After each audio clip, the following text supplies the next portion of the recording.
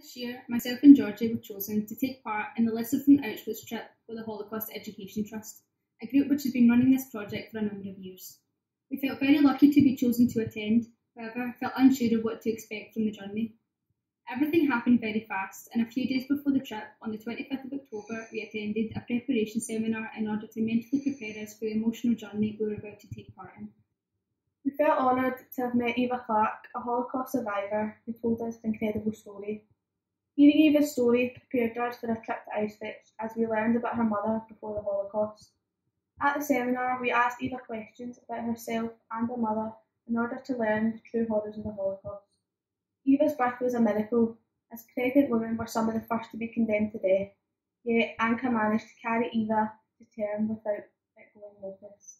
The first place we visited in Poland was Auschwitz, a Jewish cemetery.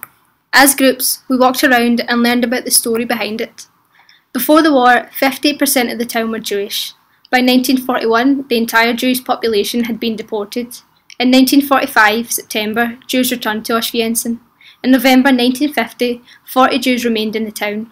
In 1953, only 3 remained, but by 2000, only 1 Jew remained, named Simon Kluger. He now has a special gravestone in the cemetery.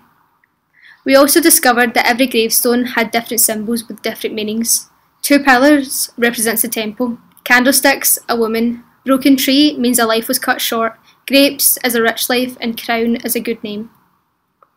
It had been established in the 19th century and was a cemetery for all the Jews who had lost their lives. We were shocked to discover that during World War II, Germans had destroyed it, taking gravestones and using them for roads and pavements. After the war, Jews returned to repair the cemetery. 800 tombstones had been preserved. Despite not spending a long time in Auschwitz, we learned a lot. Reading the gravestones and the symbols helped us learn more about the people who were buried here. It also helped us learn about victims and helped us to rehumanise them and remember their lives before the war. Neither of us will forget what it was like to visit Auschwitz I. Even before we entered the gate, there was an aura of tension throughout the group. The first thing any of us noticed was the entrance, a large sign saying "Work sets you free." The place itself had a strange atmosphere, as it seemed peaceful and quiet. On the outside, it would be difficult to decipher the true horrors of the camp.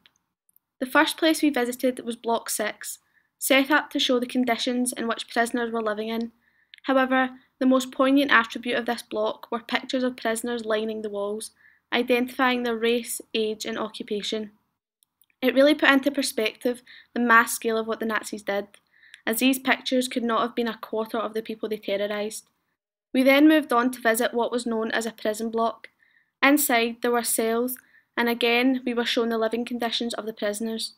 In the basement there were 3 different rooms, all used for punishment.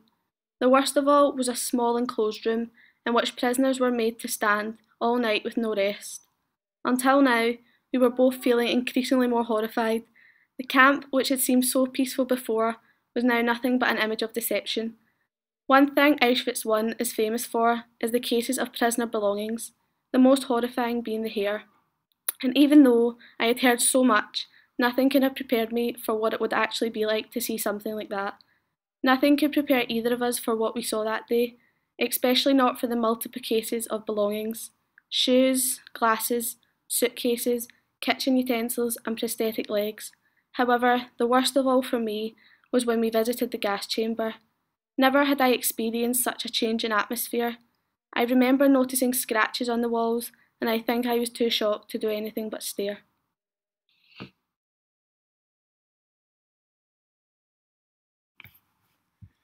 Auschwitz-Birkenau was a very strange place to visit, as almost instantly there was an unsettling feeling throughout our group. The sight of the train tracks leading in was something I had seen only in history books. The real-life sight was incredibly strange. The first thing we did was visit the watchtower. Looking around, it seemed as though the camp itself would never end. There were remnants of chimneys stretching miles and miles across, all the way back to the tree line. We got to see what the living conditions of the prisoners were like. It was quite early in the day, however, it was incredibly dark and freezing cold.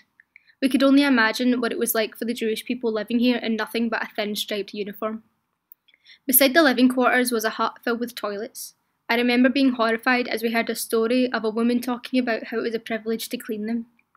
We also visited the children's living quarters. a tiny building filled with bunk beds of 3. We had to use torches as it was so dark, and the whole time I was there, I thought about the hundreds of children huddled here in the darkness with no torch like we had.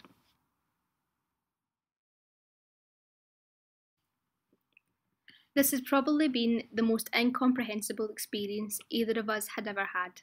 It never truly sunk in where we were or what we were hearing, at least not until the end of the day, where we attended a memorial with Rabbi Marcus. We heard a prayer sung in Hebrew for the lost souls of the Holocaust, and we heard a poem from a 14-year-old prisoner talking about his plans for the future. Only at this point do I remember fully comprehending that day, and I do not think I will ever forget the moment of mutual understanding and sorrow throughout our group of 200.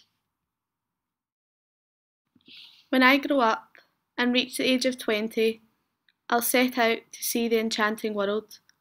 I'll take a seat in a bird with a motor. I'll rise and soar high into space. I'll fly, sail, hover over the lovely faraway world. I'll soar over rivers and oceans. Skyward shall I ascend and blossom, a cloud my sister, the wind my brother. I'll marvel at the Euphrates and the Nile. I'll see the pyramids and the Sphinx of ancient Egypt, where the goddess Isis reigned. I'll fly over Niagara Falls and immerse myself in a searing Sahara dune. I'll drift over the cloud-strewn cliffs of Tibet and the mysterious land of the wizards. And once I extricate myself from the scorching, terrifying wave of heat, I'll meander over the icebergs of the north. By wind, I'll cross the great Kangaroo Island and the ruins of Pompeii and the holy land of the Old Testament, and over the land of the renowned Homer, I'll fly, slowly, slowly, hovering lazily, and thus, in the enchantments of this world, skyward shall I soar and blossom, a cloud my sister, the wind my brother. The theme of this year was to not be a bystander, therefore meaning we should not stand by and do nothing when others need help. The heroes of the Holocaust are a prime example of those who are not bystanders. Irina Sendler, a Polish nurse and social worker, organised the smuggling of some 2,500 children out of Warsaw ghettos and had them placed with Polish families, orphanages and convents. She gave each child a new identity and carefully recorded their names and placements so that they could be returned to surviving relatives after the war. Her work was interrupted when she was arrested, tortured and sentenced to death by the Gestapo in 1943. However, she was successfully rescued by Zagota before her scheduled execution, before going into hiding and resuming her work for the remainder of the war. Irina is quoted as saying, "Every child saved with my help is the justification of my existence on this earth and not a title to glory." For her amazing and courageous work during the Holocaust, she was awarded the Order of the White Eagle by the Polish government in 2003. Jane Haining was a Church of Scotland missionary originally from Dunscore in Dumfries and Galloway. She worked as matron of the girls' home at the Scottish Mission School in Budapest in Hungary. Most pupils were Jewish orphans, and despite being ordered to return to Scotland, she refused to leave the girls she was looking after and was eventually arrested by the Gestapo. She was reported to have died on July 15, 1944. In 1997, Jane Haining was honoured one of the Righteous Among Nations by the Yad Vashem Holocaust Education, Research and Commemoration Organisation in Israel. Her name is inscribed near that of Oscar Schindler. In Scotland, Jane Haining is commemorated by a stained glass window in Queen's Park Church in Glasgow. We would like to thank the Holocaust Education Trust for organising the Lessons from Auschwitz project and allowing us the incredible opportunity to go on such an amazing experience, as well as the educational advisors who came with us on our trip and were very patient throughout. We would also like to thank Rabbi Marcus, who conducted the memorial service at the end of the day. He was an incredible man, and neither of us will forget the speech he made at the end. Finally, we would like to thank our school, St Rochs Secondary, for allowing us the opportunity to go and visit Auschwitz. If you ever get the chance to visit Auschwitz, I strongly recommend you do so, as it is a once-in-a-lifetime experience that you will never forget.